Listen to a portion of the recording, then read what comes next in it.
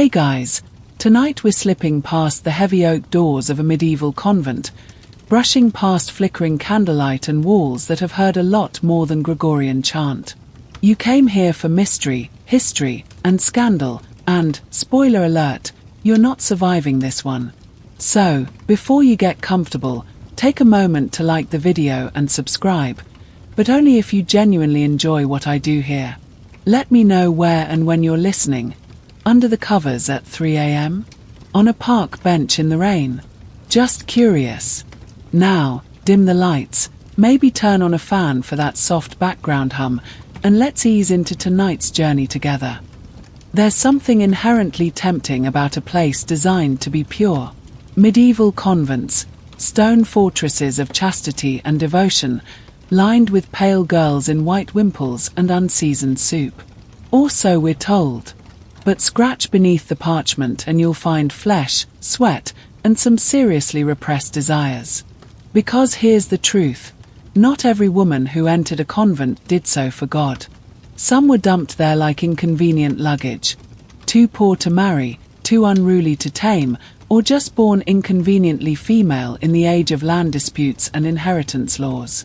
And if you think they spent the rest of their lives humming hymns and weaving tapestries, oh sweet viewer, you need to sit down. Let's start in 14th century Italy, always a reliable setting for sin. In a quiet convent outside Pistoia, a noblewoman turned nun named Sister Bartolomea was getting very, very friendly with her confessor. Not spiritually, physically. She'd sneak out at night under the pretense of visiting the infirmary and meet him in the orchard, cloaked in moonlight and absolutely zero shame. This isn't hearsay, it's recorded in the official papal investigation. She wasn't alone. Another nun named Sister Caterina joined the visits, and soon enough, they were caught. Not because of guilt or confession, but because another nun, probably fed up with not being invited, reported them. And what was their punishment? Public whipping, excommunication, and, oh yes, being labeled worse than beasts. Which is bold, considering medieval bestiaries were basically softcore porn with antlers. Now, let's pause and acknowledge a very real fact.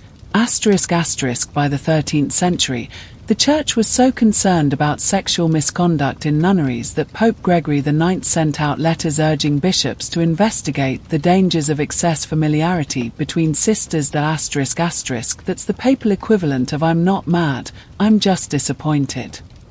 And this wasn't some isolated phenomenon.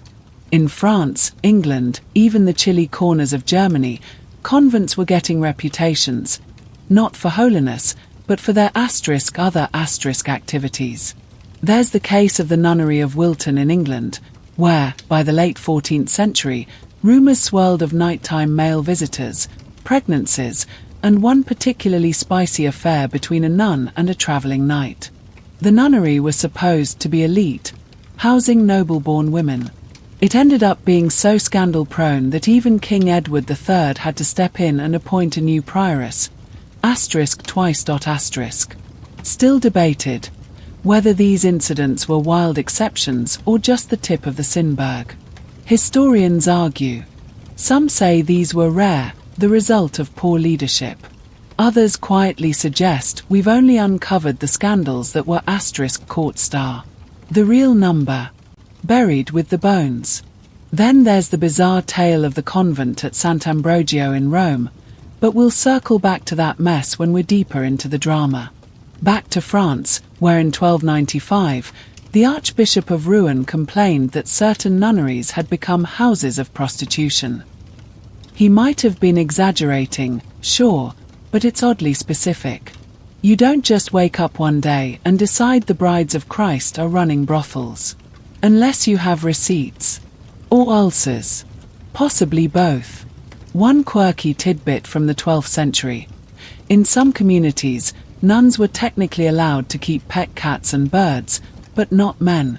And yet, records show male servants living in convents for protection, or to carry firewood. And I mean, maybe they did carry firewood. Naked. At night. While whispering psalms. Who's to say? And don't forget, some of these women were literate, educated. They knew how to write poetry, music, sometimes even medicine. So they also knew how to flirt. A nun with access to ink could write letters, poems, even coordinate rendezvous via coded psalms. There's something deliciously subversive about it. Women who were supposed to be dead to the world using the quiet of prayer hours to plot illicit affairs. And not all scandals involved men. Some of the most passionately written letters between nuns read more like the early drafts of sapphic novellas than spiritual encouragement. One scholar noted that the love letters between two 13th century German nuns were so explicit, he initially assumed they were written by men. Surprise! It's here we reach the quiet irony at the heart of the cloister. Repression often breeds obsession. Walls meant to keep the world out sometimes created pressure cookers of human need. And when you seal off young, vibrant, intelligent women from the world and tell them to pretend their bodies don't exist, well, they'll find someone who disagrees. Remember, these weren't women with no desires. These were women with no outlets. And when you mix confinement with charisma, throw in a little boredom and a touch of defiance, you don't get saints. You get late-night orchard rendezvous, whispered moans in the dormitory, and confessions that would make even the most forgiving friar start to sweat. And sweat they did. Because once the church realized the cloisters were less heaven on earth and more soap opera in sandals, the crackdown began. But we'll get there. Let's be honest. When we think of abbesses, we imagine stern women with tightly laced wimples, dead eyes, and an emotional range somewhere between a wooden spoon and a stone saint. But some of them, oh, they were thriving. Not just surviving cloistered life, but bending it like sin-soaked steel. Because if you're the one with the keys, the rulebook, and no supervision, why not turn the convent into your own private pleasure palace? Take the case of Agnes de Langeac an abbess in 15th century France. The woman ran her nunnery like a Renaissance Real Housewives set. She threw elaborate parties inside the cloister, invited noblemen to stay the night, yes, and was known to drape herself in silk and pearls, completely ignoring her vow of poverty and chastity. Sweetheart, she didn't even remember it was on the syllabus. She was eventually accused of embezzlement, simony, and inappropriate closeness to male visitors. Which is medieval church speak for your nunnery is beginning to look a lot like a nightclub. The bishop had to personally intervene, and the investigation documents read like a jealous ex's diary. Lots of gossip, too many details, and just enough truth to make it scandalous. But Agnes was just one of many. In Spain, in the city of Burgos, there was a convent in the 14th century where the abbess, name politely redacted by the scribes, was caught keeping not one, not two, but seven young male servants in her private quarters. When questioned, she claimed they were there for protection. Again, I'm sure they were very brave, particularly under her skirts. This wasn't some spontaneous rebellion, either. Power in a convent wasn't handed out lightly. An abbess held full authority over the women inside, financial, spiritual, and disciplinary. And if she wasn't afraid of Rome, game on. Verified fact. Abbesses often came from wealthy, noble families, and some had more power than local lords. A few even had their own estates and vassals. So while a commoner nun might get whipped for sneaking a kiss, an abbess could wine and dine her confessors with imported figs and French lace and face little more than a passive-aggressive letter from the bishop. And oh, the letters. There's a glorious 13th century account from Flanders involving an abbess named Juliana who allegedly had an affair with a visiting monk named Thibaut. When questioned, she refused to deny it. Instead, she pulled out the receipts, his love poems written in the margins of her personal psalter. One even ended with the line, "Your lips are the altar where my soul prays." You cannot make this stuff up. Well, you could asterisk, but in this case, you don't have to, because medieval scribes were nosy as hell and absolutely lived for a juicy scandal. Still debated whether Juliana was ever punished. Some say she was quietly removed and relocated. Others claim she retired with honors. Either way, Thibaut ended up in a monastery so remote it might as well have been a cave. He never wrote another poem. But even the convents with strict abbesses weren't immune. At one nunnery in Saxony, the abbess tried so hard to enforce silence that the sisters began communicating through elaborate signs and notes. Unfortunately for her, one particularly bold nun used that system to coordinate rendezvous with a visiting bishop's secretary. They even had code words: lamb meant meet me, and bread meant bring wine. You know, for sacramental purposes. And here's a quirky tidbit. Some convents had secret tunnels that not always scandalous, sometimes they were escape routes. But in more than one case, they doubled as convenient entry points for forbidden guests. In the Benedictine convent of San Zaccaria in Venice, a tunnel ran under the chapel straight into the city. It was sealed after a scandal involving 2 nuns, a merchant, and a donkey. I wish I were kidding. The donkey part remains hotly debated. But why was all this tolerated for so long? Well, the church was powerful, but it was also wildly bureaucratic and painfully slow. Investigations could take years. By the time Rome got around to noticing something smelled fishy, the abbess in question had usually already retired, fled, or died in a velvet-lined cell with a full wine goblet and a very satisfied smirk. Let's remember, too, that convents weren't just places of prayer. They were political chess pieces. A noblewoman entering a cloister brought with her land, money, and family loyalty. Rocking that boat, especially if the abbess in question came from the right family, was a dangerous game. So bishops often looked the other way, smiled politely, and hoped no one wrote a ballad about it.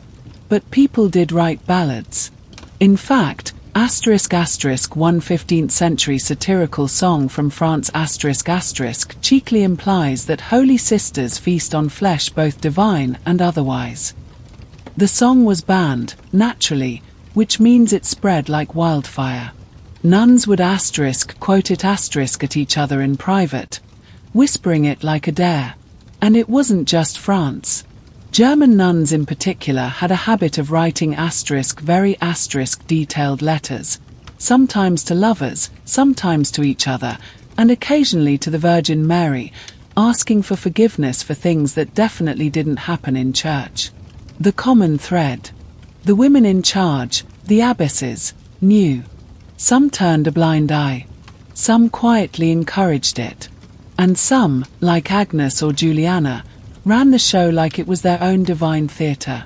The walls of a convent could keep you in, but they couldn't keep curiosity, hunger, or raw human longing out. And when the woman holding the keys wanted a little taste of the forbidden too, well, the rest of the nuns took that as divine permission. The church would, eventually, try to clean house. But by then, the party was well underway. Let's talk about the priest. Not the fire and brimstone kind with calloused hands and wine-stained lips muttering Latin through a veil of incense. No, no. Tonight we're here for the dangerously charming, soft-voiced confessor with a wandering gaze and way too many sins of his own. You see, medieval nuns weren't supposed to confess to just anyone. Their spiritual lives were carefully regulated, like delicate, slightly terrifying porcelain dolls. Which meant only select priests, confessors were granted the oh-so-holy privilege of hearing a nun's whispered secrets. And if you think those conversations always stayed on script, bless your heart. It started innocently. A tremble in the voice. A question about the flesh. A pause too long between "Forgive me, Father, and I have sinned." Then suddenly it's not just her soul she's bearing. Historical fact, By the 14th century, church officials were investigating increasing numbers of inappropriate relationships between confessors and nuns. Confession was meant to cleanse the soul, but it became, let's just say, an audition for more collaborative salvation. Take the case of Father Pietro, a 15th century Dominican friar assigned to a convent outside Milan. The man was a walking contradiction, stern in sermons, seductive in silence. He had a habit of lingering too long in the chapel, especially when Sister Beatrice was around. She confessed to pride, envy, and impure thoughts. He listened. And then, according to testimony, he helped her purge them. Physically, their meetings became so frequent that the other nuns began timing their confessions. Beatrice was clocking in 38 minutes. Everyone else, 14. It escalated, of course it did. One nun caught them together behind the altar, and instead of repenting, Father Pietro excommunicated her on grounds of slander. The audacity. Eventually, the abbess found out, and Beatrice was transferred. Pietro, promoted. Still debated whether his promotion was a cover-up or just spectacularly bad timing. But that wasn't even the most outrageous incident. Let me introduce you to the nuns of San Giovanni in Bologna where in 1475 an entire convent was investigated after whispers emerged of orgies disguised as group confession. I know, you didn't think that phrase could exist. A traveling bishop stopped by, probably expecting Gregorian chants and tight discipline. Instead, he found half the nuns missing from morning prayers and Father Lorenzo busy tending to spiritual matters in the garden. At midnight, with wine. The bishop was horrified. Not because of the sex, he was Roman, after all, but because they hadn't even tried to hide it. He demanded an inquisition, and the report survives. In it, several sisters admit, boldly, that they felt closer to God during their sessions with Lorenzo. One even said, and I quote, "His touch made me feel forgiven before I even spoke." That's theology and game. The convent was punished, briefly, but Lorenzo simply transferred to another monastery, because the church, at this point, was less about purity and more about paperwork. Here's the quirky tidbit. Some confessors used coded phrases to initiate intimacy. Let us discuss the shadow in your heart was one. Open your soul to me was another. The dirtiest thing of all. They thought they were being subtle.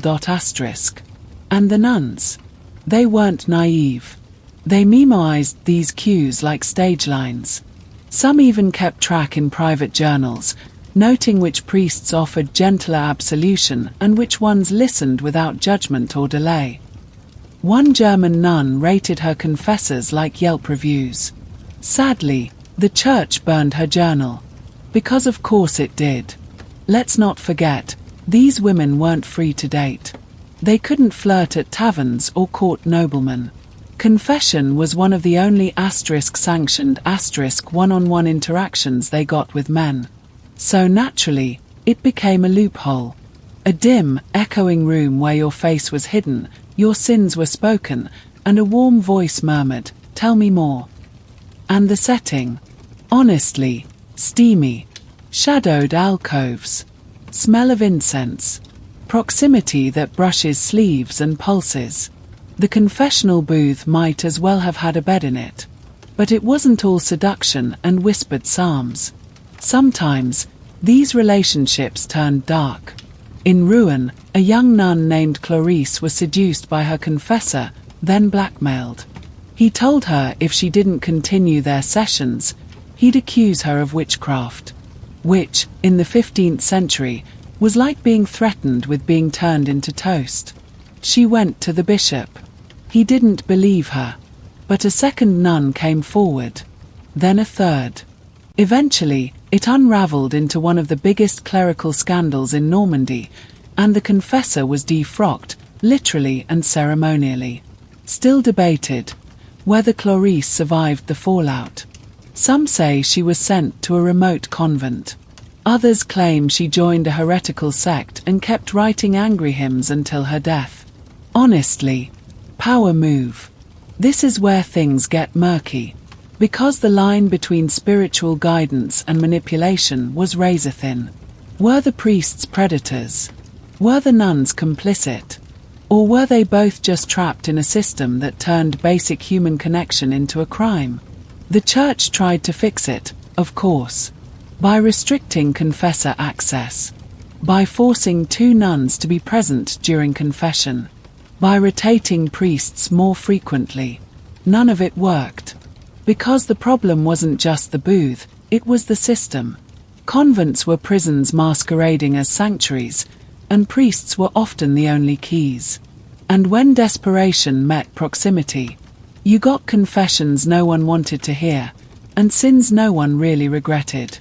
And so the whispered absolutions continued. The moans muffled beneath stained glass. And the saints? Well, they turned the other cheek. Novices were supposed to be the fresh snow of convent life, untouched, untamed, and unsullied by the sticky hands of the secular world. That was the theory. In reality, they were often girls dragged in kicking, screaming, or yawning, depending on how bored or betrayed they felt. And some of them, did not go quietly.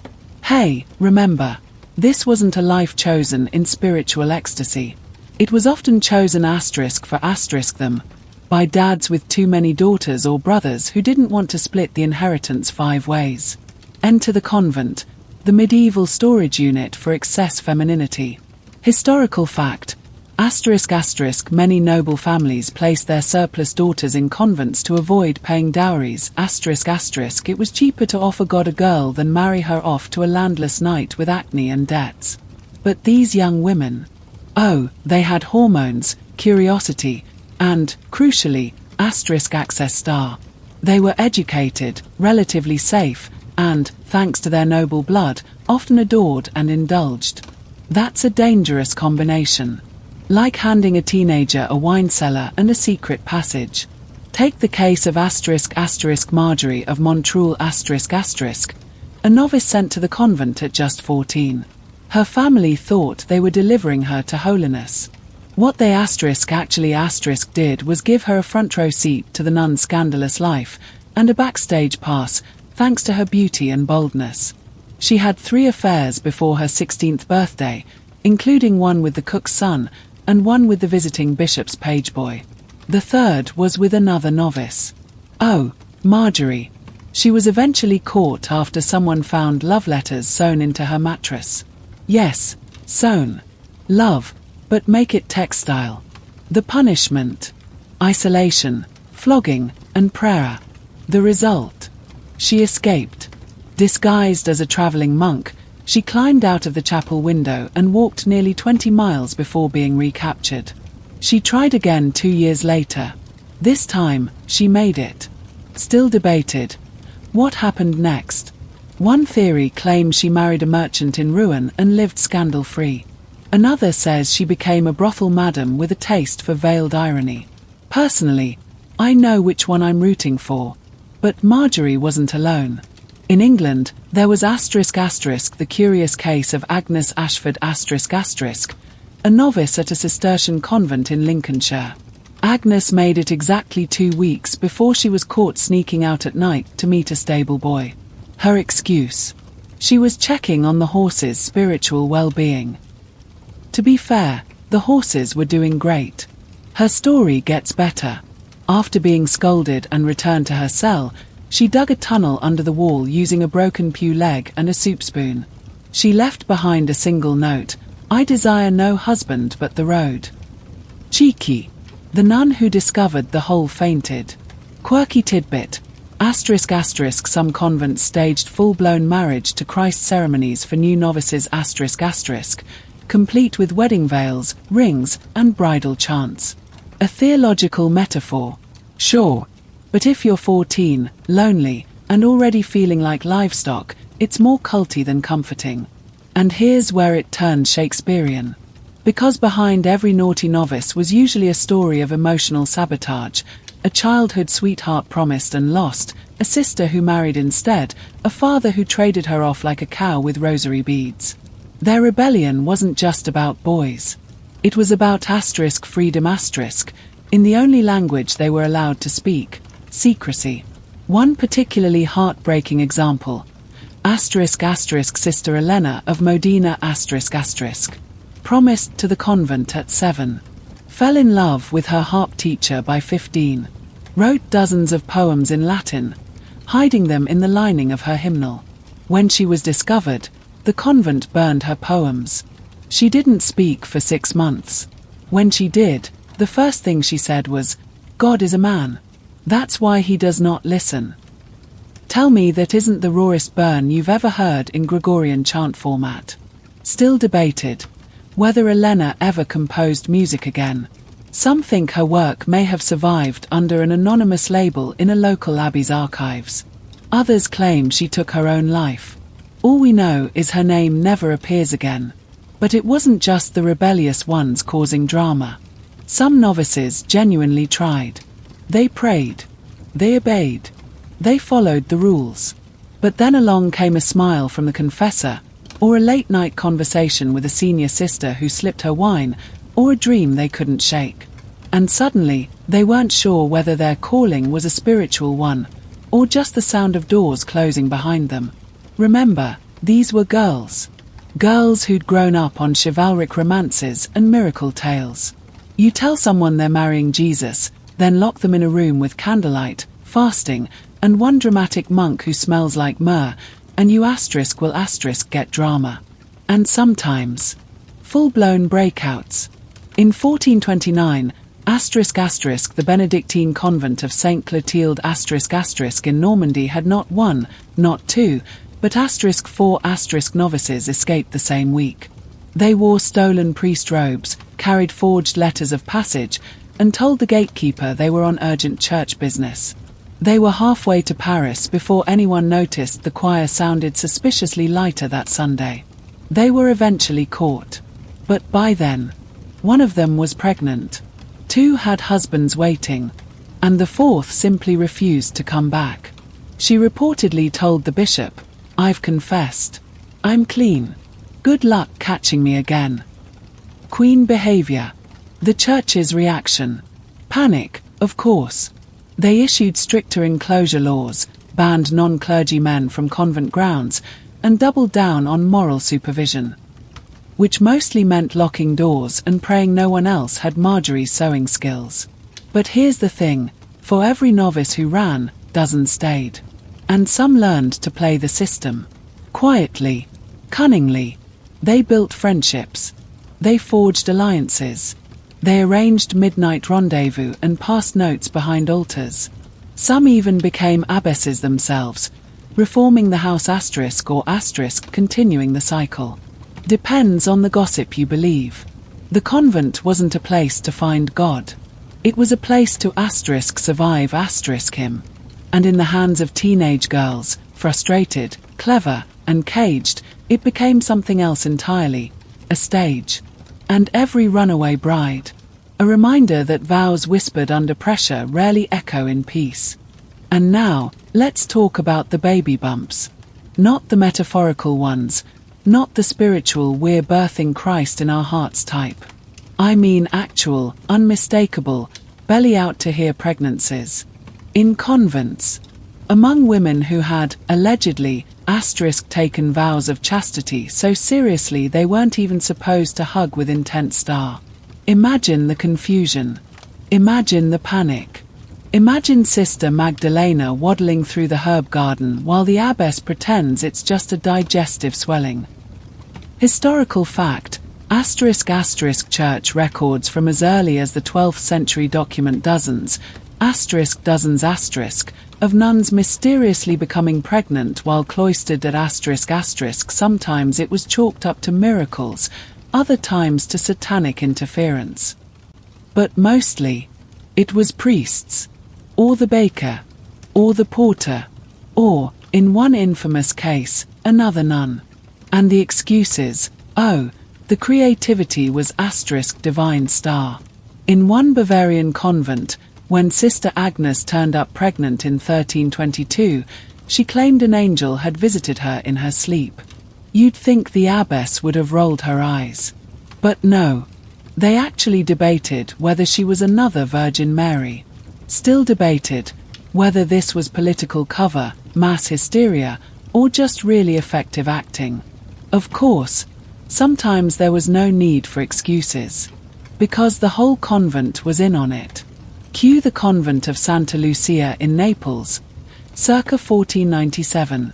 By day, they sang psalms and practiced manuscript illumination. By night, their nunnery doubled as a brothel for elite patrons. Local nobles would enter through the crypt, pay in coin or favors, and leave before morning prayers. Eventually, someone snitched, probably a rejected suitor, and the scandal exploded. Investigators found not one, not two, but *7 pregnant sisters. The abbess was arrested. The convent was disbanded. The archbishop declared it a theatre of lust under a veil of piety. Quirky tidbit. One of the sisters claimed she hadn't broken her vow because she'd never once enjoyed it. Theological loophole. Maybe. Honest review. Absolutely. But here's where it gets even messier. Some of these pregnancies were real tragedies. Result of coercion, manipulation, or outright assault. Not all these girls had agency. And their convents, ostensibly sanctuaries, were sometimes little more than gilded cages filled with men who had keys. In a Franciscan house outside Toulouse, records show that two sisters, barely 16, were impregnated by the same priest over 3 years. When the abbess confronted him, he accused the girls of tempting him in his dreams. He was defrocked and sent to another monastery. They were confined to a brick cell for the rest of their lives. And no, I'm not making that up. But let's not pretend all these stories ended in shame. Some of them ended in *reform. Or revolution. Meet Sister Laurentia of Lyon. She gave birth secretly in the infirmary, hid the child in the apothecary's cellar, and spent the next 6 months pretending to be ill while sneaking down food and lullabies. The child was discovered after a nun tripped on a bottle of lavender oil and heard a baby giggle star. Instead of punishment, Laurentia confessed in front of the entire convent. She said, "I loved, I labored, and I regret nothing." The abbess, perhaps having seen too many of these, exiled her, but let the child live. Still debated whether the abbess was simply tired or quietly sympathetic. Oh, and before we finish, yes, sometimes nuns gave birth to twins. In 1411, in a convent near Krakow, Sister Jadwiga produced twin boys during the feast of St. Agnes. The timing was deliciously ironic. She claimed they were the product of immaculate conception. The church disagreed. She was branded a heretic. But the boys? They were taken in by a local noblewoman and raised as scholars. Later, one of them became a bishop. You cannot make this stuff up. And when the records don't tell us who the fathers were, the silence is deafening. Because it meant one of two things: either no one was brave enough to say, or everyone already knew. Remember, this wasn't just about sex. It was about power. The church held dominion over women's bodies, and when those bodies refused to obey, it broke the illusion of purity they'd spent centuries enforcing.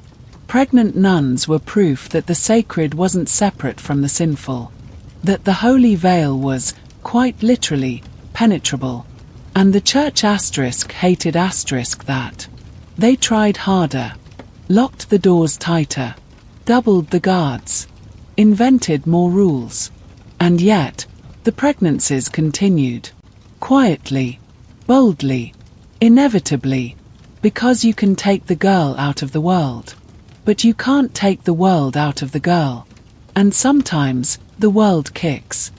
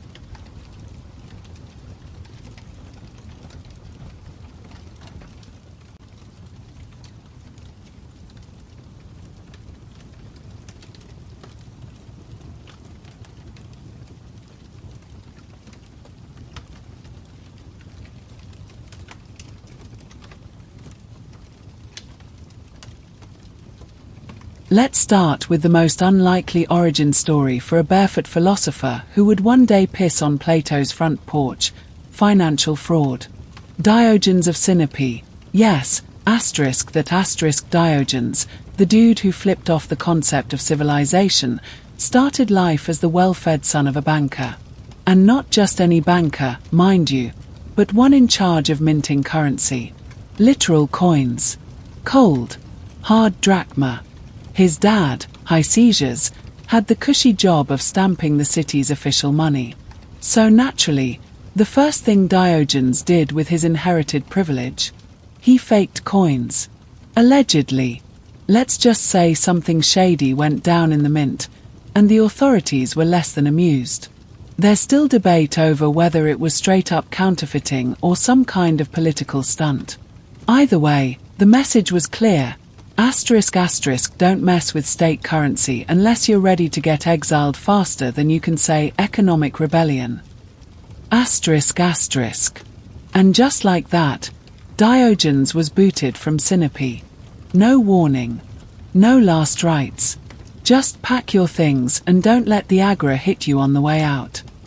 Which, frankly, was kind of the best thing that ever happened to him. Because once you lose everything respectable, wealth, homeland, career, you're free to become a walking disaster of philosophical genius. Now, most folks kicked out of a Greek city-state would head somewhere else, quietly settle down, maybe try to blend in. Diogenes. He looked around, shrugged, and decided to aim for Athens the intellectual capital of the world. Because why not go from small-town scandal to loudly heckling Socrates' fan club in the center of Western thought? When he got there, he had nothing. No job, no reputation, no furniture.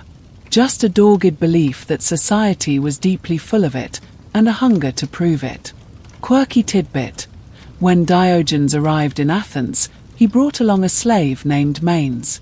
Yes, even our anti-materialist rebel had a slave at first. The twist. Manes took one look at Diogenes' lifestyle and immediately ran away. And Diogenes, instead of mourning the loss, famously declared, "If Manes can live without Diogenes, then Diogenes can live without Manes." Cold. Efficient. Peak Diogenes. Still debated whether Diogenes genuinely owned Manes as a conventional slave, or whether this was more of a satirical setup meant to mock Athenian dependence on servitude. Scholars still scratch their heads. Either way, Manes pieced out and never looked back. But Diogenes wasn't sulking. He was sharpening his tongue and building a new identity from the ashes of exile. He started by haunting the marketplace, not to buy things, but to buy them. He would walk through stalls muttering, "So many things I do not need." He'd stare at statues and ask them for alms, just to prove that hope itself was a kind of self-deception. His entire existence became a performance, a living critique of every assumption Athenians had about virtue, status, and purpose. He slept wherever, ate whatever, wore a ragged cloak that screamed anti-influencer before it was cool. And he hated pretense. He didn't just preach the value of poverty, he made it look like a flex. You've heard the phrase living rent-free. Diogenes lived philosophy rent-free, in every sense. And it ticked people off. There was something deeply annoying about a guy who refused to play the game but still showed up on the field. He made the philosophers nervous, the aristocrat squirm, and the average citizen downright uncomfortable. Because if Diogenes was right, if happiness didn't require wealth, position, or propriety, then what the hell were they even doing? The man was Socrates with less patience and more body odor. He'd heckle public speakers, spit on pompous men's shoes, and shout at crowds about virtue like a particularly aggressive motivational speaker with zero commercial sponsors. Once, when Plato described man as a featherless biped, Diogenes plucked a chicken, brought it into the academy, and declared, "Here is Plato's man." The Academy, to its credit, had to revise the definition. This wasn't philosophy. This was philosophical vandalism. And while Athenians might have winced at his antics, they also couldn't look away. Diogenes had become something strange, a celebrity of scorn. A provocateur who didn't just talk about the good life, he dragged it, naked and squealing, through the streets for everyone to see. He wasn't rich anymore. He wasn't respectable. But for the first time, he was free. Let's talk about being unhoused before it became a lifestyle critique. Because Diogenes didn't just lose his home, he made a point of never wanting one again. He turned homelessness into a brand, weaponized poverty, and wore shamelessness like a laurel wreath. If the ancient Greek world had reality television, Diogenes would have been its chaos god, drinking rainwater out of a skull and giving unsolicited life advice in between naps on the steps of the Parthenon. The man famously lived in a pit hose which is not, contrary to popular myth, a wine barrel. No, it was more like a big terracotta storage jar, the kind used for grain or water. Imagine crawling into a giant clay pot like it's your Airbnb, right in the middle of Athenian life. That was Diogenes' vibe. He wanted people to see him, to be confronted by the absurdity of their own lives every time they walked past this bearded gremlin using a ceramic urn as a studio apartment. Why? Because he believed that civilization had corrupted the soul. We weren't born desiring gold and gossip. Those were addictions we picked up, like a rash, from living too close to other people's expectations. So, he opted out. Fully. He begged for food, slept under the stars, and cleaned himself with whatever nature or the occasional confused donkey provided. The other philosophers lectured in polished robes. Diogenes howled like a dog at them and occasionally barked. Literally, barked. That's actually where the term cynic comes from, kynikos or dog-like. It wasn't a compliment, at first. But Diogenes. He took that label and snuggled it like a flea-ridden puppy. He even praised dogs as superior beings. They knew who their enemies were, they didn't obsess over wealth, and they weren't ashamed of their bodies. All valid points, to be honest. Quirky tidbit. He once saw a child drinking out of their hands and immediately threw away his only possession, a cup, because apparently even toddlers had better minimalist instincts than he did. He wasn't trying to win arguments. He was trying to shame people into waking up. And nobody was safe. Not the rich, not the pious, not even Socrates' spiritual grandchildren. When Diogenes saw a young philosopher preening and perfuming himself before giving a lecture, he walked up and smeared mud on the guy's tunic. "Now you're dressed for truth," he said. Still debated whether Diogenes actually did this kind of thing daily or whether later writers exaggerated for effect. Because frankly, this man has been turned into a myth, a meme, and a movement. Untangling the real from the poetic chaos is like asking whether the Joker ever paid taxes. Possible, but deeply beside the point. But if there was a philosophy buried beneath the shock-jock antics, it was this: virtue is action, not theory. Diogenes wasn't content to write essays about moderation. He lived it, even when it meant freezing his ass off in winter and roasting in summer like an old olive pit. He believed that self-control was the only real freedom. You couldn't corrupt a man who didn't want anything from you. And people did try. Wealthy patrons would offer him money, he'd insult them and walk away. Powerful men would invite him to parties, he'd show up, eat the olives, and then lecture everyone about their moral bankruptcy. One time, when asked what wine he preferred, he said, "The wine of others." He didn't believe in property, so he took what he needed. He didn't believe in modesty, so he relieved himself wherever. He didn't believe in social graces, so he barked when he was angry and masturbated in public when he was bored. Yes, that happened. More than once. When confronted, he said, "If only it were as easy to banish hunger by rubbing my belly." You can imagine the tourists weren't ready. But this wasn't just provocation for provocation's sake. Diogenes wanted to peel away the lies people told themselves. That comfort meant happiness. That manners meant morality. That wealth meant worth. He held up a mirror and made it filthy. And as much as people recoiled, they also listened. Because deep down, they knew he was onto something. He was that weird uncle who never got married, showed up at funerals in a toga made of curtains, and told you the brutal truth when you really didn't want to hear it. And Athens, strangely, kept him around. He wasn't jailed. He wasn't assassinated. He was tolerated, like a street prophet who was just too honest to silence. Or maybe the city liked having him around the way a haunted house likes its ghost, unsettling, but part of the landscape now. Because when everyone else is pretending they're not miserable, Diogenes is the one scratching himself in the sunlight, asking, "Why are you still lying to yourselves?" And honestly, that question still slaps. Let's go ahead and drop any lingering sense of dignity you thought this story might preserve. Because Diogenes didn't just reject the rules. He used them as toilet paper. Sometimes literally. At this point in our tale, the man had become a walking paradox. The dirty saint, the offensive moralist, the philosopher with absolutely no chill. And if you're wondering whether he still lived in that clay jar, yes. Yes, he did. But now the jar wasn't just a home, it was a weapon. A statement. A property tax-free billboard that screamed, "I'm better than you, and I smell like it."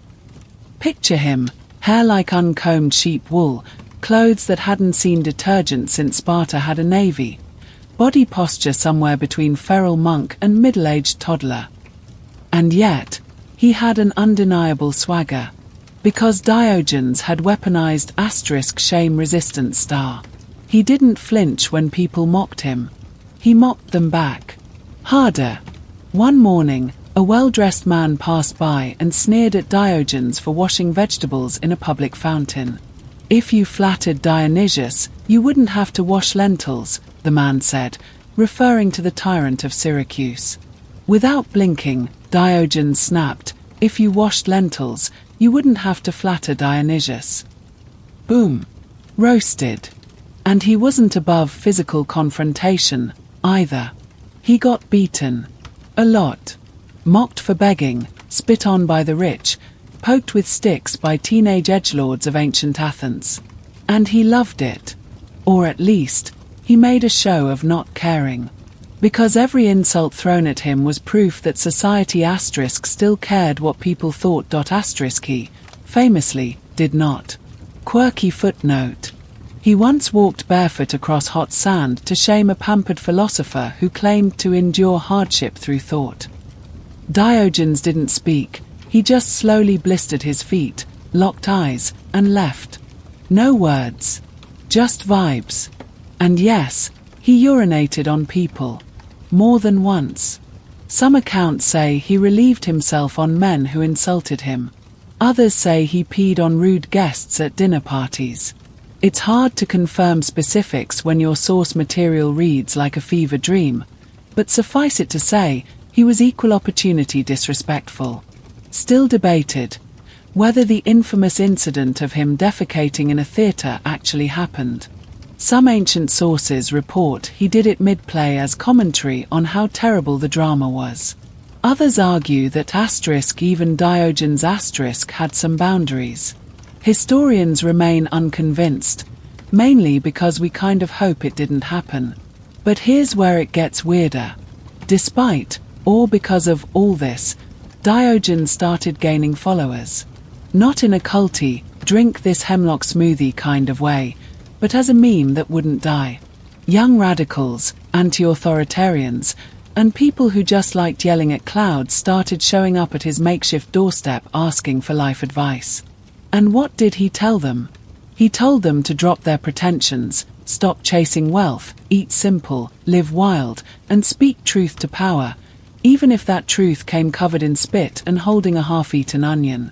He was a one-man TED Talk where the E stood for existential despair. He once walked into a lavish banquet, picked up a dried fish and smacked a philosopher in the face. The reasoning. He talks about self-control, but look at this party. Again, the logic is chaotic but solid. He also had a flair for dramatic stunts. Once, he carried a lamp in broad daylight through the agora, saying, "I'm looking for an honest man." He never found one. The lamp was probably empty. But the point stabbed like a dagger, everyone's lying, and the sun isn't bright enough to burn it off. And oh, the cynic wordplay. Diogenes lived for it. When told not to eat in the marketplace, he replied, "I was hungry in the marketplace." When asked what wine he liked, he said, "The wine that belongs to others." When a boy threw bones at him like he was a dog, Diogenes lifted his leg and peed on him. Man had one gear, full send.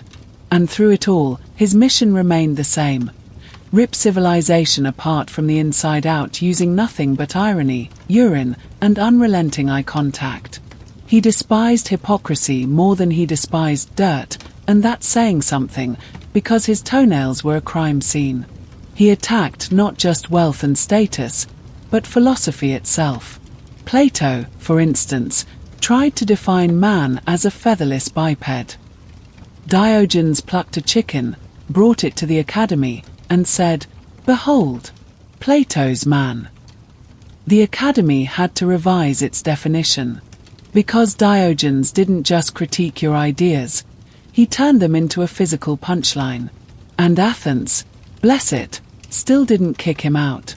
Because while Diogenes was an unwashed hurricane of contempt and flatulence, he was also the conscience of the city. A very loud, rude, inappropriate conscience, but still. He kept the philosophers humble, the rich annoyed, and the concept of shame on life support. If Socrates was the gadfly of Athens, Diogenes was the diseased flea chewing on its thigh. And no matter how often they insulted him, people kept returning to that jar, hoping, somehow, to be insulted into enlightenment.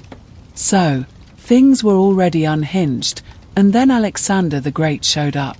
Yes, that Alexander. The empire-conquering, God-claiming, murderously charismatic human warhorse who thought the known world wasn't big enough star. The man who made Achilles look like a camp counselor. And he wanted to meet Diogenes. Of course he did. Because Diogenes had become a celebrity philosopher, the dirtbag DiCaprio of Athens. Word of his chaos had spread, and Alexander, fresh off conquering half the map and probably bored of normal people, figured, why not meet the guy who lives in a pot and shames society for sport? Now, accounts differ on exactly what happened next. But here's the general consensus.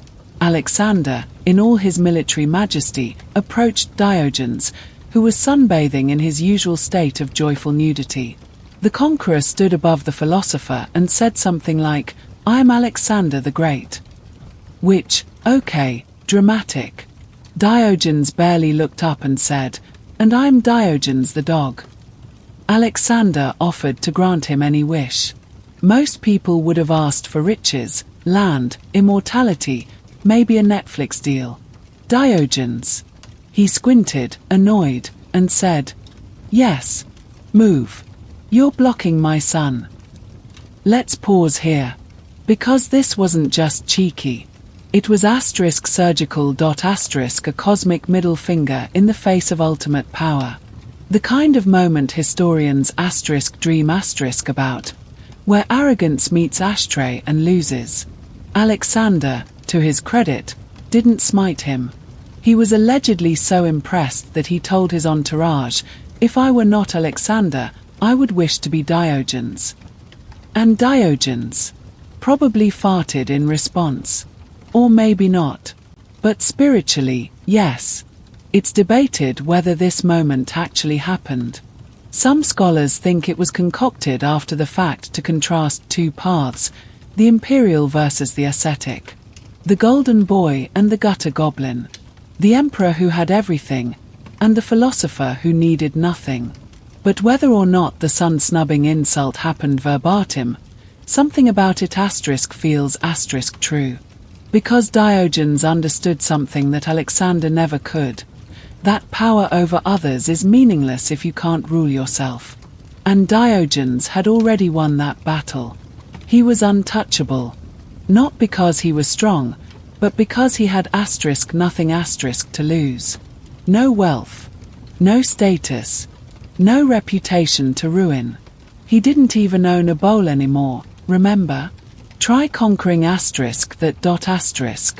And Diogenes didn't just have beef with the rich. He had a personal vendetta against hypocrisy in all its forms. He reportedly carried a staff, wore a ragged cloak, and sometimes chained himself to statues to sleep. Because what's shame, really, but an opinion you didn't ask for?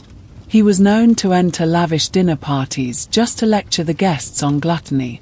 Or worse, eat everything in sight with savage intensity and then spit on the host's floor.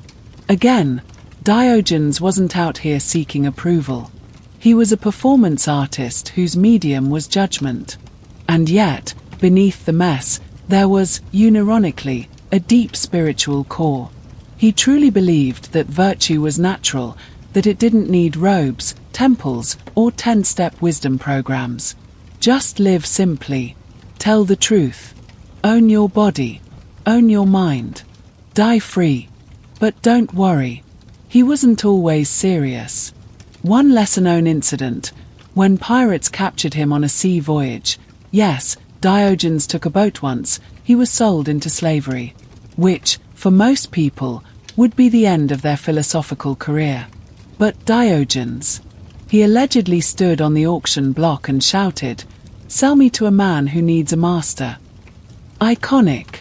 He was eventually bought by a Corinthian named Xeniades, who, instead of being horrified, actually let Diogenes teach his children. Imagine hiring your life coach off the street because he told you your house was a prison. And apparently, Diogenes stayed. Not as a slave, but as a kind of anarchist in residence. He raised the kids like mini-philosophers, taught them to live frugally, speak honestly, and respect no one unless they deserved it. That was the thing about Diogenes. He didn't believe in institutions, but he did believe in teaching. Not with scrolls, but with scandal. Not with doctrine, but by example.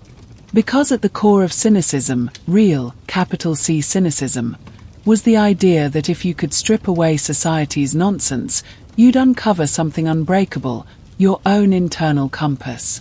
That idea caught on. Diogenes didn't leave writings. He hated books, remember? But his legend spread like wildfire, through gossip, student retellings, and the haunted expressions of people he publicly humiliated. He became a ghost in the Greek imagination. And even Alexander the Great, emperor of half the planet, couldn't escape his shadow. So next time you feel underqualified to change the world, just remember, one man in a clay jar once stared down a god king and told him to get out of the way. And history never forgot it. And then, one day, the man just didn't get up. There are conflicting accounts of Diogenes' death. Naturally, because nothing about this man's life was clean-cut. Why should his death be? Some say he died from food poisoning after eating raw octopus. Others say he held his breath on purpose. Yes, held his breath star. Because apparently, voluntary expiration was more on brand for him than just letting nature win. And still others insist he died from a dog bite. Which, in a poetic twist too tragic to be fiction, would mean that Diogenes, the self-proclaimed dog of Athens, was ultimately felled by one of his own. We'll never know for sure. Because history, like Diogenes, is messy, contradictory, and allergic to clear endings. What we do know is that Diogenes left no will, no possessions, and no legacy plan. No disciples with branded hashtags. No final teachings. No edited volumes of thoughts on minimalist living. His philosophy was always action, not artifact. And yet, he was remembered. He'd wandered through cities like a haunted proverb. He'd been punched, spit on, jailed, mocked, and occasionally fed. He had zero chill and infinite nerve. And somehow, he had lived long enough for the world to realize he might have had a point. Let's pause on the death scene for a moment. Not because it's confirmed, but because it's perfect. Imagine the man in his jar, slouched peacefully, sun spilling across his filthy robe. A few stray dogs curled at his feet, because of course. Some crust of bread abandoned beside him. No crowd. No priest. Just Diogenes and the city that never knew quite what to do with him. And maybe, just maybe, someone passing by paused. Noticed the stillness. Tilted their head. Whispered. Did he finally shut up? But the thing is, he didn't. Because Diogenes might have died, but his disrespect did not. His legacy stuck like the stench he left behind. His ideas took root in a strange little school of thought called cynicism. And not the modern, edgy Twitter kind, real cynicism. A lifestyle of radical honesty, voluntary poverty, and divine disrespect for anything built on illusion. Centuries later, the Stoics would take his rejection of indulgence and turn it into an empire of self-discipline. Early Christians, believe it or not, borrowed some of his ascetic ideas too, though with fewer public defecations. Maybe. Even Enlightenment thinkers looked back at Diogenes as a symbol of the individual versus the machine. The soul versus the suit. The weirdo who saw through it all. And not because he was nice. He was awful. He insulted Socrates' students. He trolled Plato. He barked at rich people, masturbated in public to prove a point, and lived in a glorified trash can. But still, he was right about so much. He knew that money was a game. That most people played dress up. That pretending to be civilized often meant being more brutal than the beasts we mocked.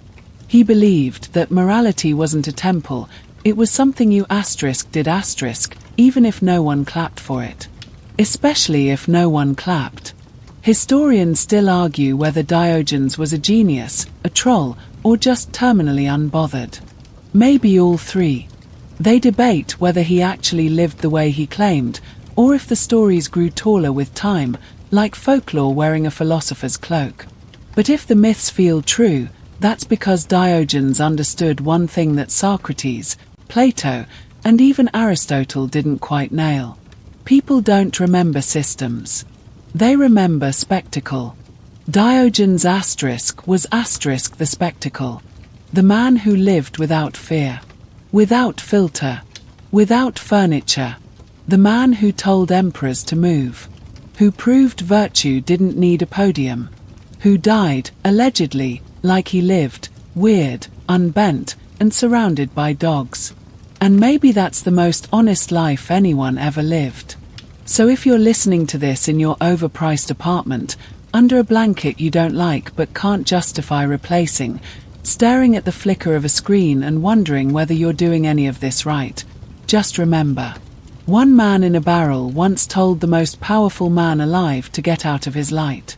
And the world hasn't stopped talking about him since.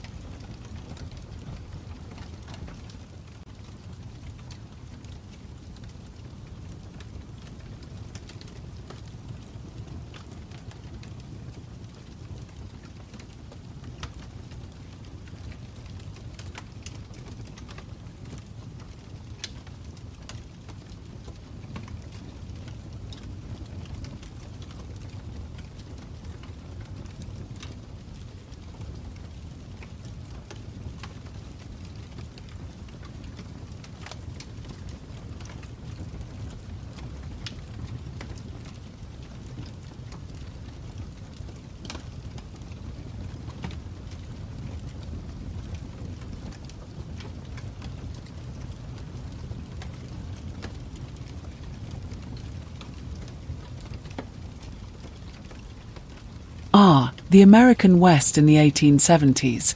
A sprawling canvas of wild skies, endless prairies, and the persistent hum of manifest destiny buzzing like an annoying mosquito no one knew how to swat.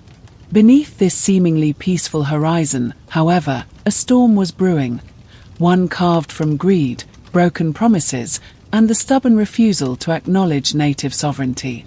Welcome to the prelude of Little Bighorn, a ticking time bomb of history that blew up in 1876 with spectacular, bloody consequences. The backdrop here is crucial. The US government had already been chasing Native American tribes off their lands for decades, using treaties as little more than napkins to wipe up the messy truth of expansion. The Treaty of Fort Laramie in 1868 was supposed to guarantee the Sioux exclusive rights to the Black Hills, a sacred area rich in resources.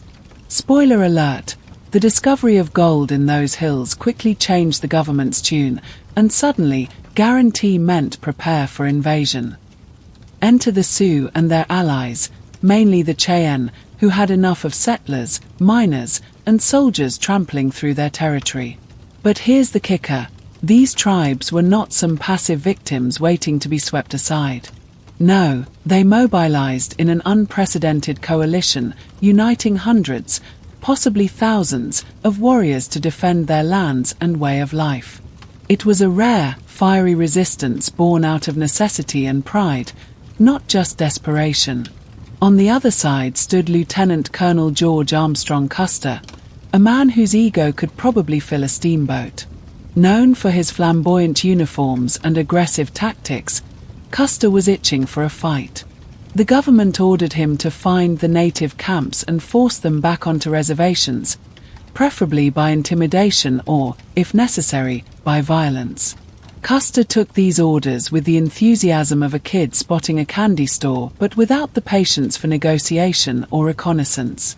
This collision course of broken treaties, cultural misunderstanding, and simmering hostility set the stage for a showdown that would become one of the most infamous battles in American history.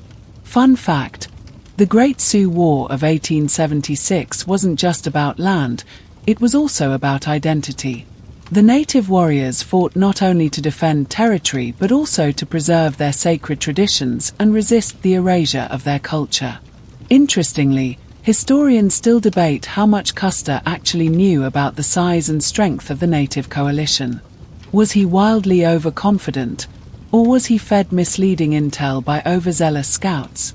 We might never know, but it's safe to say he underestimated the storm he was walking into. And remember, this wasn't just a military blunder. It was a cultural collision, a tragic irony of two worlds refusing to understand each other until it was too late. So here's where the story gets deliciously catastrophic, because, if there's one thing history loves, it's a good "how did that go so wrong" moment. Lieutenant Colonel George Armstrong Custer, who by now was basically the poster child for hubris, marched his 7th Cavalry smack dab into what would be the ultimate faceplant of his career and life. It's June 1876, and Custer has received word that a massive Native American encampment is camped near the Little Bighorn River in Montana Territory. Now, you might think the smart move would be to gather intel, call for reinforcements, maybe even pause for a strategy session. But nah, Custer was having none of that. The man's idea of reconnaissance was more charge first, ask questions later. So, in typical Custer fashion, he split his roughly 600 men into 3 battalions, planning a simultaneous surprise attack on the camp. Spoiler: it wasn't much of a surprise. What he didn't count on was the sheer number of native warriors. Estimates range from 1,800 to over 2,500, who were ready and waiting. These weren't ragtag bands either. They were seasoned fighters led by some of the most formidable leaders in native history. Sitting Bull, Crazy Horse, and Gall, among others. Custer's battalion, about 210 men, ended up isolated on what later became known as Last Stand Hill. Despite the odds, they fought fiercely, but they were overwhelmed. Every soldier was killed in a fight that lasted less than an afternoon, leaving behind weapons, horses, and a mountain of questions. Meanwhile, The other two battalions fared slightly better. Major Marcus Reno's troops got routed but managed to regroup on a ridge, holding out until reinforcements arrived. Captain Frederick Bentine's men were searching for Custer and arrived too late to help. Here's the twist. Custer's decision to divide his forces has been debated for over a century. Was it a brilliant tactical move meant to confuse the enemy, or a reckless blunder born of arrogance? Some historians argue that he underestimated the native coalition's ability to mobilize quickly and fight cohesively, while others suggest poor communication and overconfidence sealed his fate. This battle was a classic example of underestimating your opponent, and trust me, it's a mistake Custer made with lethal consequences. There's also a quirky side note. Forensic analysis of the battlefield shows Custer may have been shot multiple times, including a peculiar hypothesis that his death was caused by a blow from his own weapon. Talk about tragic irony. And because this is history, of course the native side has their own legendary moments. Crazy Horse's sudden, fierce charges and Sitting Bull's spiritual leadership have been woven into myths that echo to this day. Remember, this wasn't just a military loss. It was a cultural earthquake that shook the US Army and the entire country to its core.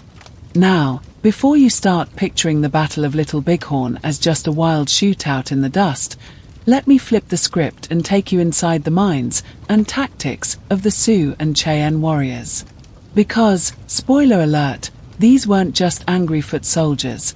They were master strategists, fiercely committed to defending their homes and way of life, and their stories have become the stuff of legend.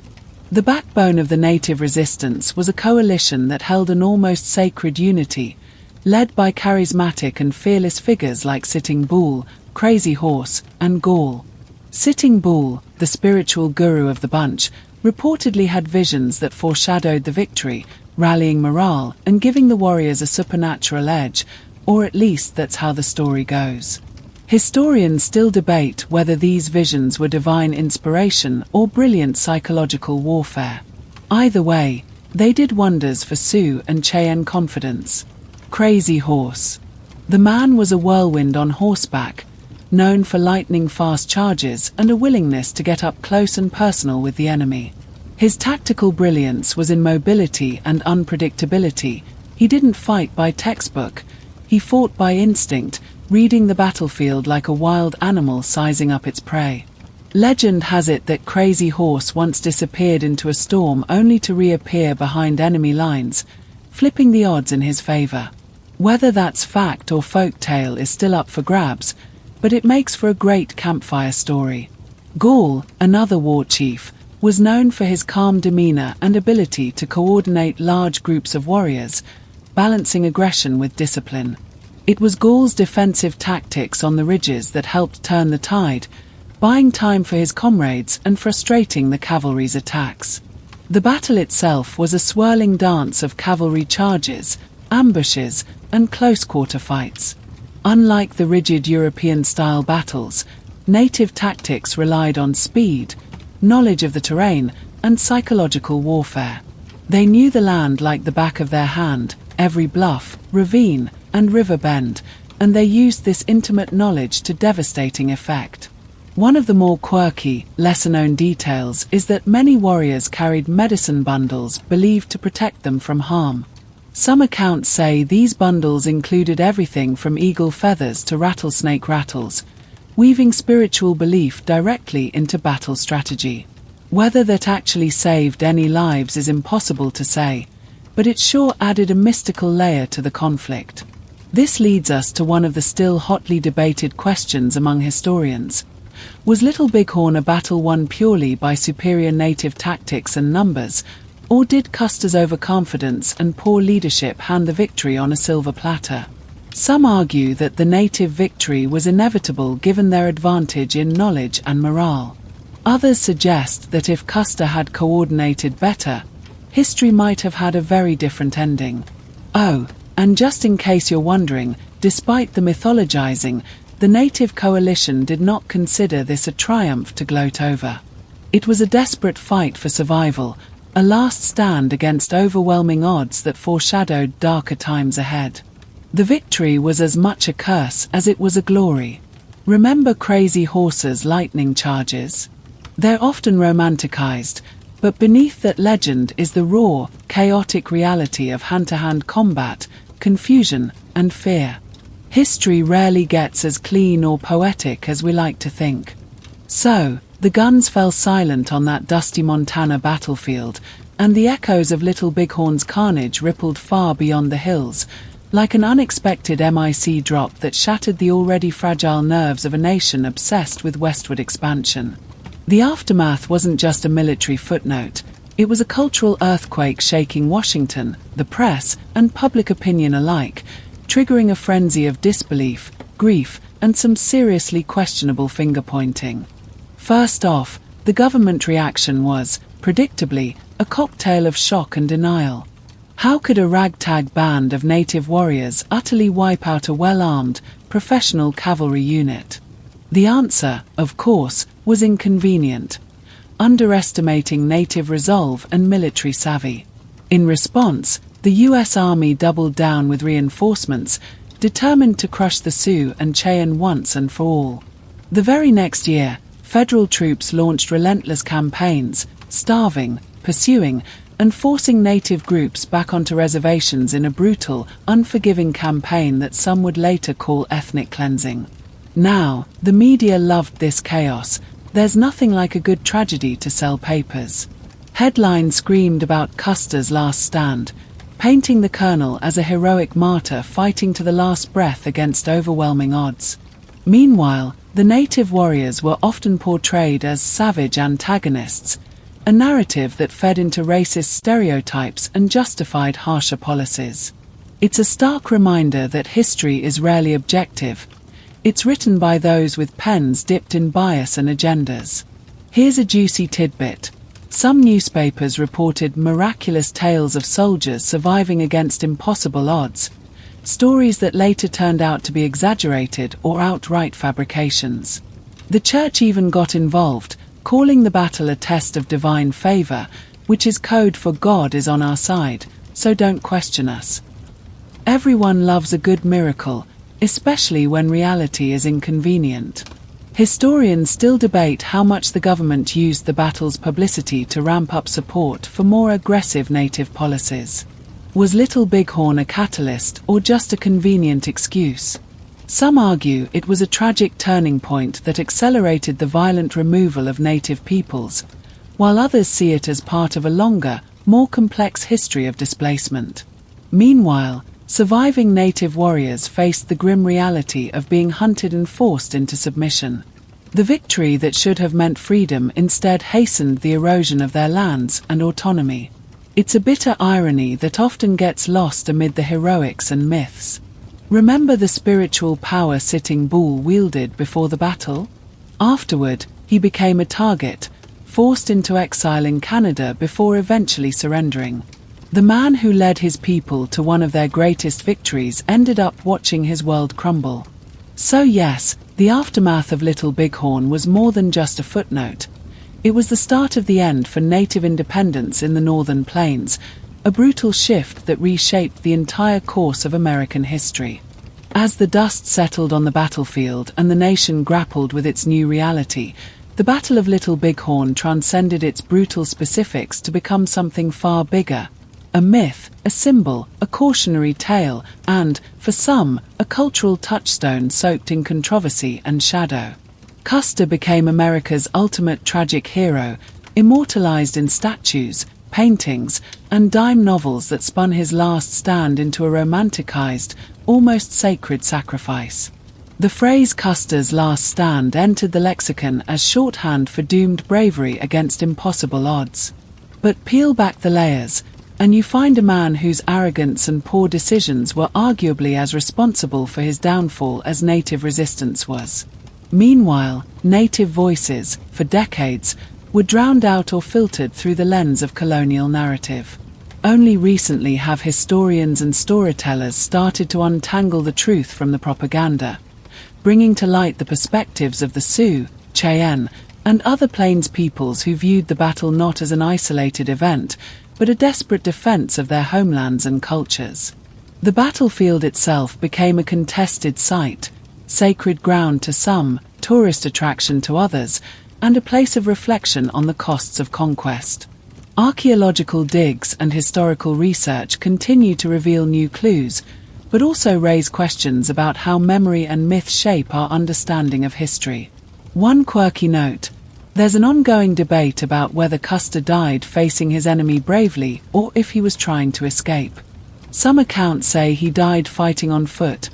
Others claim he was shot while attempting to mount a horse. It's a debate that, like the man himself, refuses to be neatly resolved. Another layer of controversy is the role of women, both native and settler, in shaping the narrative after the battle. From Pocahontas-like figures to grieving mothers of soldiers, their stories have often been overshadowed but are crucial to the full picture. Historians also argue about the battle's bigger significance. Was it the last major native victory or just a symbolic flash in the pan before the overwhelming force of U.S. expansion crushed the plains peoples? The answer, unsurprisingly, is both. Remember how we said the native victory at Little Bighorn hastened their eventual defeat? That paradox is the ghost that haunts this story. A win so dramatic it sparked a chain reaction ending in tragedy for those who achieved it. So here we are, centuries later, still wrestling with a story that refuses to be tidy or comfortable, full of heroism and hubris, spirituality and savagery, myth and memory. It's history after dark, where every shadow hides a lesson, and every whisper challenges what you thought you knew.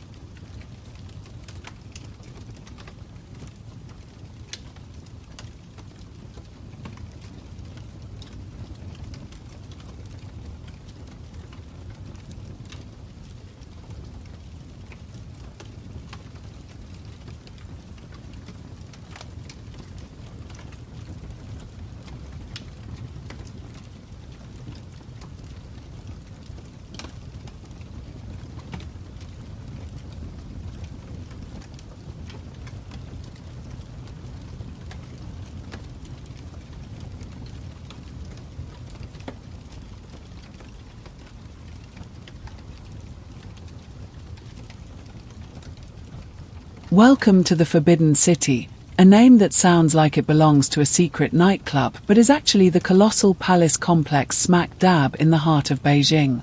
Picture this, a fortress so vast and labyrinthine it could swallow an entire city, yet built to cage the most powerful man in China, the emperor himself. Yeah, talk about turning the ultimate boss into a glorified prisoner. Stretching over 180 acres with nearly 1,000 buildings, the Forbidden City isn't just a palace, it's a sprawling maze of red walls and golden roofs, designed to intimidate, impress, and control. The sheer scale is staggering. Imagine fitting 40 football fields inside walls tall enough to hide your average dragon. But don't get distracted by the grandeur. Every stone, every beam was meticulously placed to reinforce hierarchy and absolute authority. Walking these grounds was less about freedom and more about obedience to celestial order. Here's a little twist. The whole complex was originally painted in bright vermilion and shimmering gold, colors chosen not just for aesthetics but for their symbolic power. Red was for good fortune and happiness, while gold screamed imperial dominance. It was a visual mic drop every time an official or servant dared cross those massive gates. The city's layout itself is a feat of feng shui and strategic paranoia. The emperor's throne room faces south, aligning with traditional beliefs about cosmic harmony, while towering walls cut off any easy escape or uninvited guests. This isn't just architecture, it's a psychological trap. Courtyards and corridors twist and turn like a giant brain designed to confuse outsiders and keep insiders in check. There's even a moat, because why not add another layer of watery isolation? Fun historical tidbit. Emperor Yongle, who commissioned the Forbidden City's construction in the early 15th century, had it built in just 14 years, an insane feat given the lack of modern machinery. Legend has it, over 1 million workers labored under brutal conditions, which, surprise surprise, fueled plenty of resentment and whispers of curses on the palace. Historians still debate how much the emperor really saw his home as a palace versus a gilded cage. Was the Forbidden City a symbol of ultimate power or an enormous fortress of loneliness and control? Maybe a bit of both, because when you're supposed to rule all under heaven, it's hard to remember what fresh air smells like. Remember the tales of eunuchs running the corridors. They weren't just weird court mascots. Their presence was crucial in maintaining the emperor's fragile world. They were the eyes, ears, and sometimes the blunt instruments of palace politics, living inside the maze but never allowed to leave. Talk about job security with a twist. As the centuries ticked by, emperors came and went, but the Forbidden City remained the immovable heart of China's imperial drama, a place where power, paranoia, and palace intrigue brewed behind every red door. It's less a home and more a sprawling stage for centuries of whispered secrets and ironclad rituals. Once you've shuffled past the glaring courtyards and golden roofs, you start to realize the Forbidden City isn't just a pretty face. Oh no, it's a labyrinth of secrets, scandal, and simmering tensions disguised by ornate jade and silk. Behind those imposing red walls, nothing was ever truly forbidden except freedom, and even that was negotiable depending on who you knew or bribed. Take the emperor's private chambers, for instance. Rumor has it, some of these rooms were equipped with hidden passages and escape routes, because when you're living in a palace riddled with assassins, rivals, and the occasional angry empress, a little Houdini magic is necessary.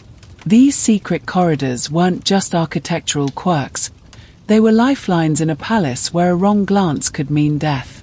Speaking of empresses and concubines, the Forbidden City was basically a real-life soap opera. The harem wasn't just a collection of pretty faces, but a political battlefield where alliances were forged and broken faster than you could say dragon throne. Some concubines were master manipulators, orchestrating palace coups from behind silken fans, while others fell victim to jealousy and betrayal. The walls heard more whispers than a gossip columnist hotline. One spicy detail. There was an infamous scandal involving a concubine who allegedly poisoned a rival with a love potion made from herbs and crushed pearls. Historians still argue whether it was a deliberate murder plot or just palace gossip gone wild. But hey, it sounds way juicier than a dry political debate. The eunuchs, those ever-present palace eunuchs, were the real puppet masters in many ways. They controlled information flow, managed day-to-day operations, and sometimes even wielded significant political power. Yet, their own lives were shrouded in mystery and rumors, including whispers about secret societies within the palace walls. Did they act as spies, informants, or loyal servants? The truth is tangled in layers of palace intrigue historians are still trying to peel back. And then there's the Forbidden City's infamous palace intrigue cases. From emperors blinded by paranoia to ministers executed on mere suspicion, the place was a pressure cooker of political theatre. Imagine walking through halls where one wrong word could land you in a dungeon, or worse. It wasn't just a palace, it was a powder keg waiting to explode. A quirky tidbit, the palace had a nightingale floor in some areas, a clever architectural trick where floorboards creaked loudly underfoot, designed to alert the emperor's guards to any sneaky footsteps.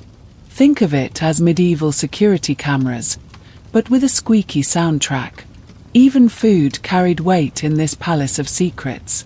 Poisoning was a constant threat, so the emperor's meals were tasted by specially trained servants, and every banquet was as much about politics as it was about gastronomy. There's a documented case of an entire feast being discarded because the emperor's food taster fell ill, a harsh reminder that in the Forbidden City, paranoia wasn't paranoia, it was survival. All of this simmered beneath the palace's polished surface, a reminder that even in the most magnificent places, human nature finds ways to complicate, corrupt, and conspire. Behind the gold and jade, the Forbidden City was less about beauty and more about a delicate, dangerous dance of power, secrecy, and survival. If you thought emperors were the only power players in the Forbidden City, buckle up, because the real rulers often came wearing silk dresses and wielding poison pens behind their fans.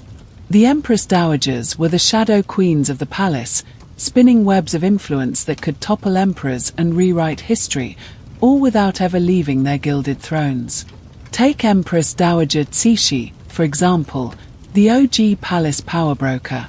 She practically ran the Qing dynasty for decades, even though she started as a lowly concubine. Her rise from nobody to the de facto ruler was anything but smooth. Think court intrigues, assassination attempts, and political puppetry worthy of a binge-worthy series. She was ruthless, clever, and utterly unapologetic about grabbing power whenever it slipped near her fingertips. Her story is loaded with contradictions. Some historians praise her modernization efforts, while others paint her as the villain who stalled China's progress. Scholars still debate whether she was a visionary or a tyrant, probably both, because real life rarely fits neat labels. Either way, her fingerprints are all over the Forbidden City's late imperial history, shaping its fate with cold calculation. What's more scandalous than Cixi's influence? The fact that these women operated in a male-dominated world yet mastered the art of subtle control. They hosted salons, arranged marriages, and ran secret intelligence networks, all from behind thick palace walls. Imagine juggling poison, politics, and protocol with a smile that could kill. There's a legendary tale about one Empress Dowager who supposedly had her enemies' servants poisoned by a special tea blend. Because why settle for open conflict when you can play the long game? Whether myth or fact, these stories underline the deadly elegance of palace power. A quirky detail: the Empress Dowagers often used elaborate symbolism in their clothing and court rituals to signal power. Colors, embroidery, even the number of dragons stitched into their robes mattered, a subtle language understood by courtiers but lost on outsiders. Decoding this sartorial code was like reading palace gossip in haute couture form. But it wasn't all backstabbing and tea poisoning. Some Empress Dowagers were patrons of the arts and culture, commissioning stunning gardens, poetry, and architecture that still awe visitors today. Their legacies are tangled, both tyrants and tastemakers. Remember those eunuchs from earlier? Empress Dowagers often used them as spies and enforcers, blending palace intrigue with espionage. The Forbidden City's corridors were a maze of whispered secrets, hidden alliances, and covert operations, with women pulling strings that even the emperor couldn't see. Power in the Forbidden City was never straightforward, especially when it came to the women behind the throne. They turned a supposedly forbidden palace into their personal chessboard, moving pawns and knights in games that shaped Chinese history for centuries. Wandering through the Forbidden City, it's impossible not to be blinded by the sheer scale and lavish detail. Think 980 buildings, 8,704 rooms, and a layout so meticulously planned it practically screams power flex. But don't be fooled by the pretty colors and dragon motifs. This palace was an architectural codebook wrapped in red lacquer and gold leaf, with symbolism layered so thick that even the architects probably needed a glossary.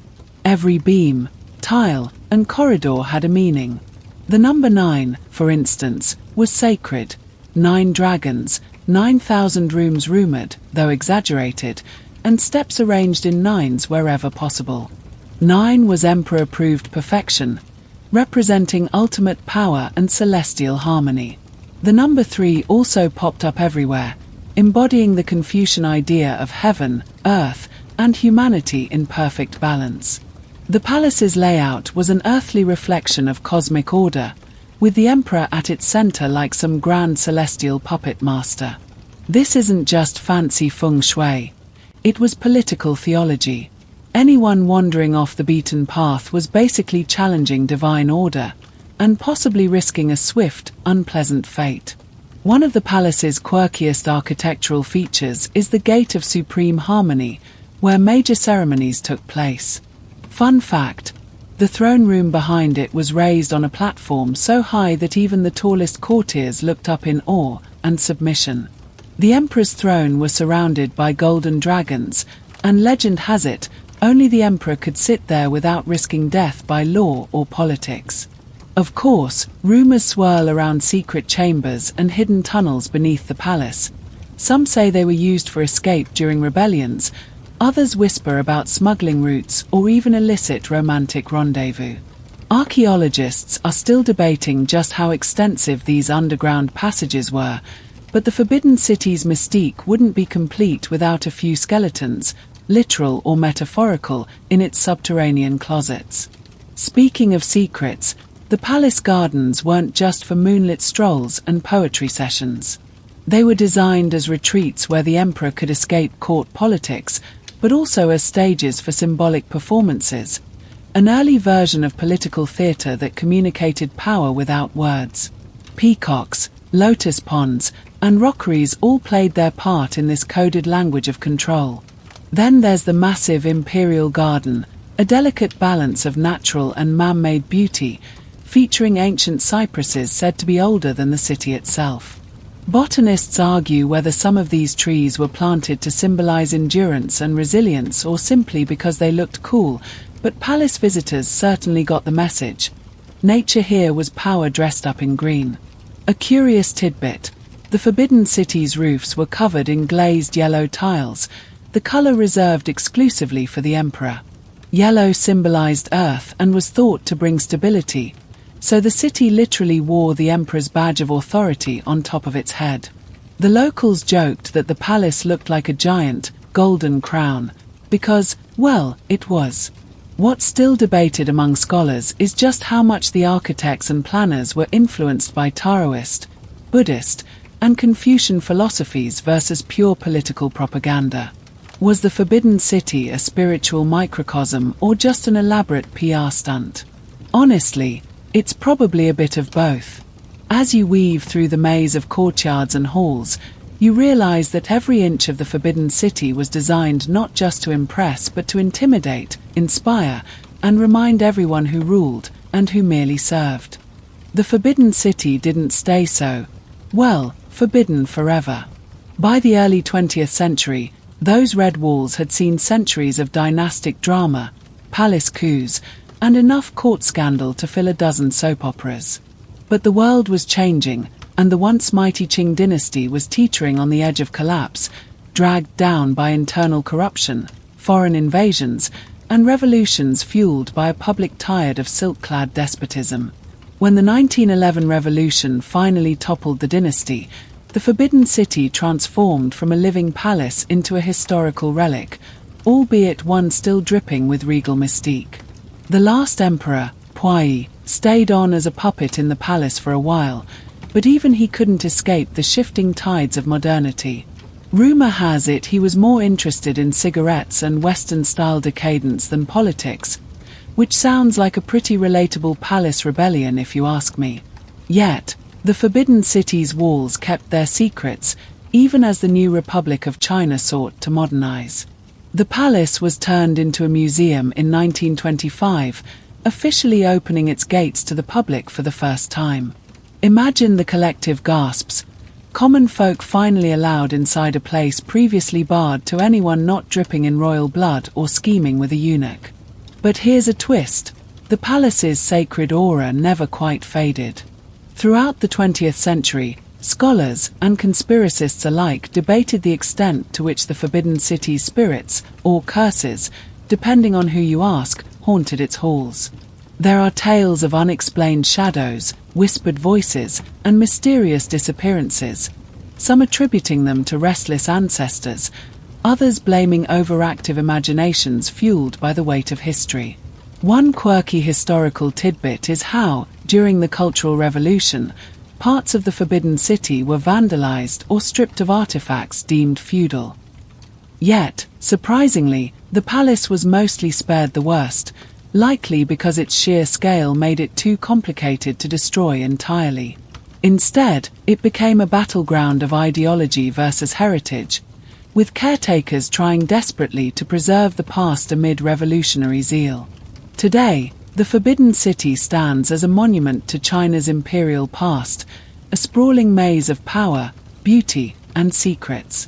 Tourists wander through its courtyard snapping selfies with dragon statues, often unaware that beneath their feet lies centuries of whispered plots, forbidden romances, and imperial egos bigger than the palace itself. The big scholarly debate remains: is the Forbidden City a symbol of oppressive despotism or a masterpiece of cultural heritage worth preserving? Like all things steeped in history, the answer is messy and deliciously complicated. So next time you think about the Forbidden City, remember, it's more than just bricks and tiles. It's a living saga, still echoing with the footsteps of empress dowagers, scheming eunuchs, and emperors who thought themselves gods. And if you listen closely, maybe, just maybe, you'll hear the palace sigh, amused and exasperated by all the fuss it still causes.